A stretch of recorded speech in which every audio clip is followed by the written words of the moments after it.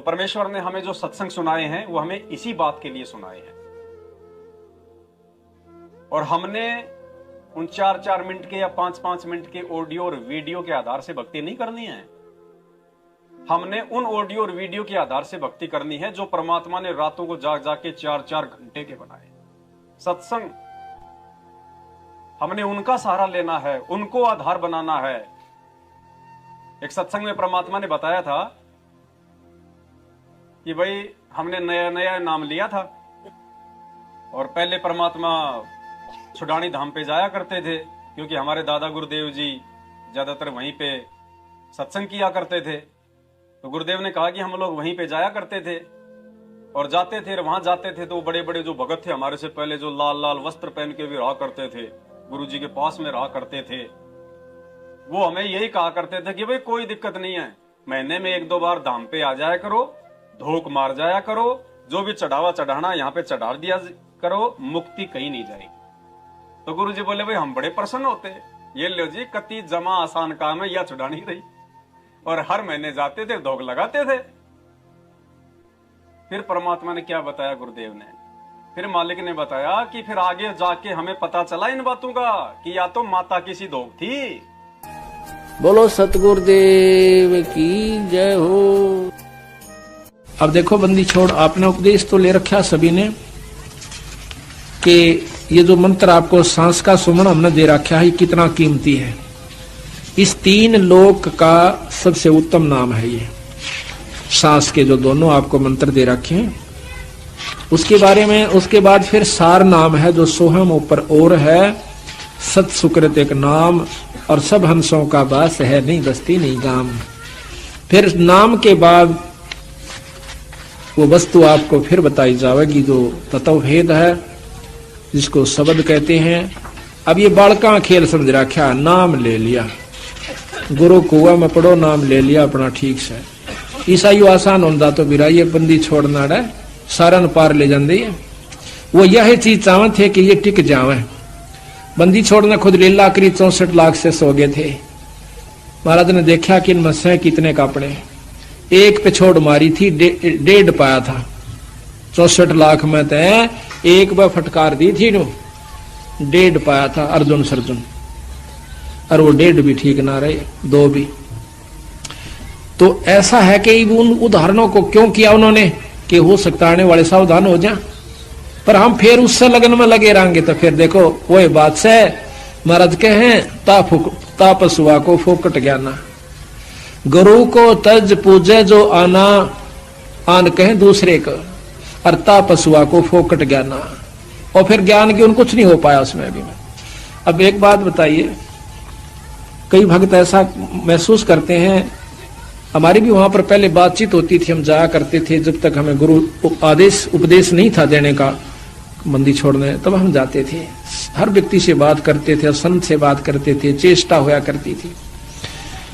तो वहां पर कुछ एक तो ये ज्यादातर वहां के रहने वाले जो धाम पर लोग से वो न्यू कहा करते कि धाम पर आ जावे और यहाँ पर माथा टेके, जो चढ़ा अपना यहाँ चढ़ा देवे, और मुक्ति कितने नहीं जानती साफ से। क्यों कि महाराज ने कहते हम हैं शब्द शब्द हम माही, हमसे भिन्न और कुछ नहीं। तो हम बड़े खुश होते भाई तजमा आसान से या छुड़ानी रही कि 8 से आए महीने चले जा करेंगे। परंतु जब गहराई में गए, जब पता चला कि हम हैं शब्द शब्द हम माही, हमसे भिन्न और हम मीन परमात्मा, वो परमात्मा है और वही रूप है शब्द का। क्या रूप है?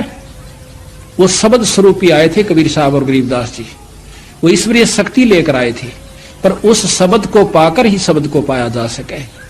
तो जब तक हम विधि से नहीं चलेंगे, फिर इतना बड़े ग्रंथ की क्या जरूरत थी, 4 बात लिख जाते कि छुदानी आ जाकर और माथा टेक जाकर और फिर हम हो गए पार। इतने बड़े पापड़ बेल रखे, वो बावड़ो था। ये पता चला उन बातों का कि कितने डूब रहे थे बंदी छोड़ के अंशों को, वह तो फिर एक माता धोख होगी, कद्दे मारा उन्हें, फिर हम फिर उसमें क्या फर्क रहेगा, जो आम मन भोरी जहां से पिंडारा से। तो वस्तु जो से देखो, हम धाम को प्रथम मानते हैं और मानना भी पड़ेगा, क्योंकि जैसे भगवान कृष्ण मथुरा में आए थे तो मथुरा एक बहुत ही पूजनीय और आदरणीय कृष्ण भक्तों के लिए रहेगी जब तक पृथ्वी है। इसी प्रकार हमारे लिए हमारा छुडानी धाम यानी जान से भी प्यारा रहेगा, क्योंकि उस रज रज पे, उसकी कण कण पे हमारे बंदी छोड़ के चरण टेके हुए से उस धरती की धूड़ भी हमारा लग जावे है तो हम धन्य हो जाते हैं। लेकिन मुक्ति होगी नाम तय। महाराज कहते हैं भूमि भरोसे बूढ़ है और कलपत है दो दीन, भूमि का भरोसा ना रहियो। कहा करते कि काशी में रहने वाले की तो मुक्ति हो से और मगर गद्दा हो, बंदी छोड़ने का अच्छे काम करनिया, शुभ काम करने वाला कितना रहो। अगर शुभ का शुभ में अपना अंतर आगी तक कितना बस जो गधे की जोनी में जाओगे। महाराज गरीबदास जी कहते हैं कि मुक्ति खेत मथुरापुरी और कीना कृष्ण कलोल और कंस के चानूर से उड़ा फिरते डामाडोल। वह तो मथुरापुरी थी, यानी उसको तो मुक्ति धाम बोलते हैं, तो वहां पर भी राम कृष्ण कंस कृष्ण के का बक्कल उतरा। अब ये उनका संविधान है सदगुरुओं का, इनको हमने मानना पड़ेगा। परमात्मा ने अपनी वाणी में फिर बताया कि हम हैं सबद सबद हम वाही और हमसे भिन्न और कछु नहीं। यानी मेरे अलावा कोई धाम नहीं, कोई भगत नहीं, कोई मेरा परिवार नहीं, कोई मेरे बच्चे नहीं, कुछ नहीं। हम हैं शब्द। गुरुदेव ने बताया कि मैं ही हूं वो शब्द जिसको सार शब्द कहते हैं। हम हैं शब्द और तुम्हें जिस शब्द की तुम्हें आवश्यकता है कि भाई सार शब्द के बिना मोक्ष नहीं होगा, कहते हैं वो हम हैं शब्द हम माही। गुरुदेव ने बताया कि वो शब्द मेरे अंदर ही, अर्थात मैं ही हूं। मेरा तुम्हारी तरह हाड़ मास का शरीर नहीं है, मेरा शब्द स्वरूपी है। ये नूरी शरीर है, ये विदेही है। हम हैं शब्द। गुरुदेव ने बताया कि मेरा शब्द रूप है। अके नाम कहा नहीं जाई, इसको बोलना नहीं है, इसको बोल के जाप नहीं करना, सुरत से जाप करना है। ये बोल के सुना दिया लेकिन इसका जाप बोल कर नहीं होगा, इसलिए अके कहा है। विधेय इसलिए कहा इसको कि जैसे परमात्मा का भी शरीर था और धर्मदास का भी शरीर था, लेकिन परमात्मा विधेयी कहा करते, विलक्षण देही थी उनकी, साकार हैं, थे भी हैं भी, उस समय प्रकट थे, अब भी हैं। और इसी प्रकार इस मंत्र को विधेय मंत्र का शब्द रूप उसको कहते हैं जो जब चाहे जहां पे जो प्रकट हो जाए। शब्द यानी शक्ति, जिसका कोई रूप नहीं है, उसको कहते हैं शब्द। जो मर्जी रूप बना ले। जैसे हम एक फिल्मी गाना सुना करते थे, पानी रे पानी तेरा रंग कैसा, जिसमें मिला दो बन जाए उस जैसा। पानी को लाल कलर में डाल दो तो लाल हो जाएगा, हरे में डाल दो तो हरा हो जाएगा। पानी का अपना कोई रूप नहीं है ना, वो ट्रांसपेरेंट होता है। जब तालाब में बिल्कुल साफ होता है तो देखो बिल्कुल अंदर तक का उसमें दिखाई दे जाता है। आप मटके में पानी डाल के उसको आधी घंटा छोड़ दो, फिर देखो अंदर अगर मिट्टी का छोटा सा भी यदि कोई कण होगा तो पानी के अंदर से वो दिखाई दे जाएगा। इस प्रकार हमारे पूज्य गुरुदेव सतगुरु रामपाल जी भगवान ये विदेह परमात्मा है। इनका तेज पुंज का शरीर है इस परमेश्वर का, ये शब्द स्वरूपी राम है। देखो हम नित्य नियम पढ़ते हैं रोज, और क्या क्या पढ़ते हैं? गरीब ऐसा सतगुरु हम मिला, तेज पुंज की लोए, तन मन अर्पू शीस को होनी होय सु हो। गरीब ऐसा सतगुरु हम मिला, शब्द स्वरूपी अंग, झिलमिल नूर जहूर है।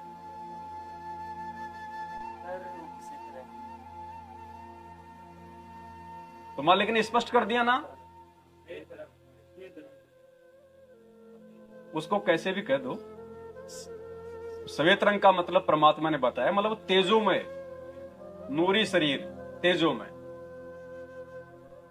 और नर रूप नहीं रंग, यानी परमात्मा का वहां जो मतलब सतलोक में है, परमेश्वर का मतलब नर रूप है, नराकार निर्विषम, नर आकार।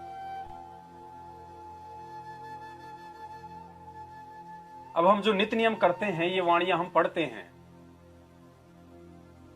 हम किनके सामने खड़े होके वाणियां करते हैं? सतगुरु रामपाल जी भगवान के, उन्हीं के लिए करते हैं। तो हम किसको कह रहे हैं कि हे परमेश्वर, आपका तो तेज पुंज का शरीर है, आपके तो जो अंग हैं वो शब्द स्वरूपी हैं। हम किनके सामने खड़े होकर प्रार्थना कर रहे हैं? अगर कोई ये समझे कि ये तो गरीबदास जी महाराज जी की वाणियां हैं,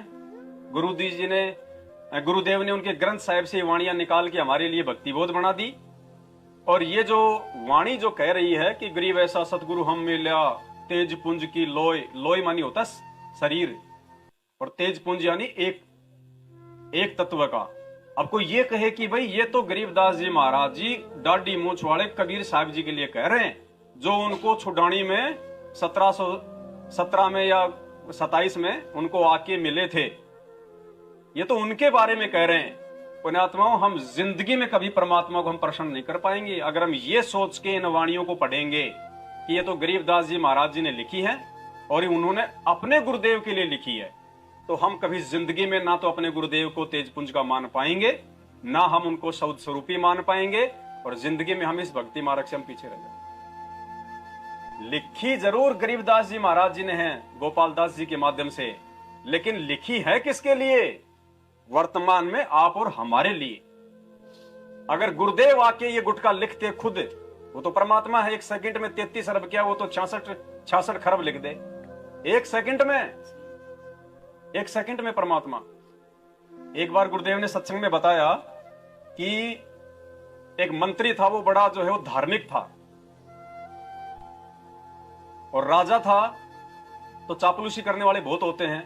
तो दूसरा एक मंत्री था, उसने सोचा कि जैसे तैसे करके ये पोस्ट अगर मुझे मिल जाए, तो उसने उस धार्मिक मंत्री के खिलाफ राजा को भड़काना शुरू कर दिया। अब राजा भी सीधे तौर पे किसी को निकाल नहीं सकता ऐसे, जब तक उसकी कोई कमी ना देख ले। अब कमी उसकी बेचारे, क्योंकि धार्मिक आदमी था, अपने नेक नीति में रहता था, परमात्मा से डरने वाला था, तो राजा को कोई कमियां दिखाई नहीं देती थी। मंत्री का दबाव ज्यादा बढ़ गया उधर से। तो एक दिन राजा ने बहाना बनाया, और राजा ने क्या किया, एक बैलगाड़ी बही की भर के रख दी। जो बही होती थी ना पहले इस गांव में, जो हिसाब करते थे, वो पीली पीली सी लंबी लंबी बही की पूरी बैलगाड़ी भर दी, खाली खाली बही, कोरे कागज। और बोला मंत्री, बोलो जी महाराज, बोलो शाम तक इन सभी बहियों को या तो भरवा के ले आ, एक भी पेज खाली नहीं होना चाहिए, या फिर तेरी ड्यूटी खत्म। अब वो बेचारा परमात्मा को याद करके रोने लग गया, लेके वो बैलगाड़ी निकल लिया। सामने से ये परमात्मा सतगुरु रामपाल जी भगवान एक जिंदा महात्मा का, एक साधु का रूप बना के आए परमेश्वर, और कहा, भाई मंत्री जी क्या हुआ, भाई क्यों रो रहे हो, क्या दिक्कत है? मंत्री जी ने कहा कि बाबा जी आपकी बस की बात नहीं है, मेरा दुख बहुत भारी है। अरे बोलो, कहते किसी दूसरे को थोड़ा बहुत अपनी तकलीफ बता दे तो हल्की हो जाती है। बोले महाराज तेरे बस की बात है ही नहीं, तू बोले अंगूठा टेक आदमी, अनपढ़ आदमी।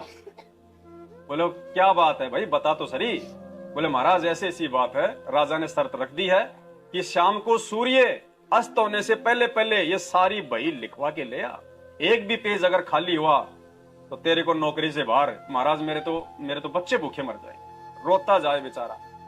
परमात्मा कहते ना कि पहुंचूंगा क्षण एक में जन अपने के काज।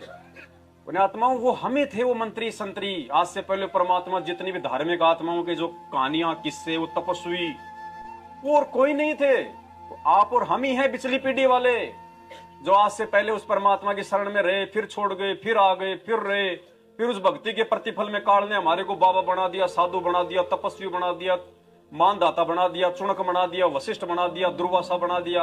आप और हम ही हैं। ये परमात्मा आज से नहीं भटक रहा आप और हमारे लिए। आज तो ये सोचो कि कोई भी दुख नहीं उठा रहा भगवान, जो दुख इन्होंने आज से पहले उठाया। तो बंदी छोड़ ने कहा पूज्य गुरुदेव जी ने कि भाई रो मत, शांत हो जा। और परमात्मा एक लकड़ी सी ले रखी हाथ में, अंतर्यामी में थे, उनको तो पहले पता था, और जाके पीछे रे 2-4 डंडी मारी, खींच के उनके भैयों के, और बोले जा दे दे राजा को। उसने देखा महाराज ये क्या किया आपने, क्या है? बोले भर गई सारी, अब उसको कहां विश्वास हो। उसने 1 देखी, 2 देखी, 4 देखी, वो तो बिल्कुल फलाने से इतने रुपए लेने, नहीं रुपए की नहीं, मालिक की वाणियां, कबीर वाणियों से भर दी परमात्मा ने पूरी। अब मंत्री तो खुश होकर गया राजा के दरबार में, और राजा के सामने दिखाई सारी भैया, तो राजा के तो पसीने छूट गए।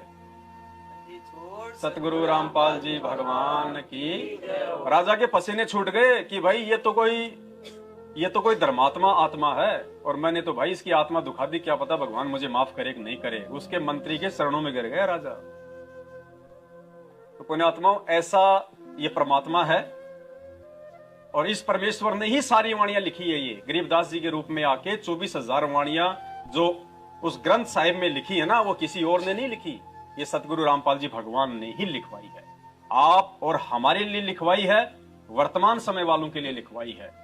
और एक उदाहरण दे दिया कि जिस प्रकार से गरीबदास जी महाराज जी ने एक भगत की भूमिका में सतगुरु को और भगवान को एक ही माना। अलल पंख अनुराग है सुन मंडल रहे थीर, दास गरीब उधार या मोहे सतगुरु मिले। वो कबीर परमात्मा सतगुरु रूप में आके मिला मुझे।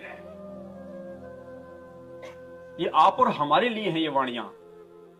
और जब तक हम इन वाणियों को इस रुचि के साथ में नहीं पढ़ेंगे, और देखो ये पढ़ना भी परमात्मा ने साध संगतियों से शुरू करवाया।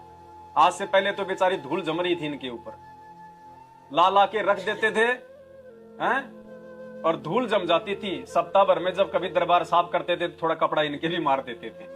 जैसे आज जगत वाले भाई बहन गीता जी ले तो आते लेकिन पढ़ते नहीं, बस वहीं रख देते हैं। उन पे अगरबत्तियों की धुआं जम जाती है। तो आज से पहले संगत की यह हाल हो रही थी। आश्रम से जब हमें पुस्तक मिलती थी हम इसको पढ़ते नहीं थे। शुरू में जरूर हमने पढ़ा होगा।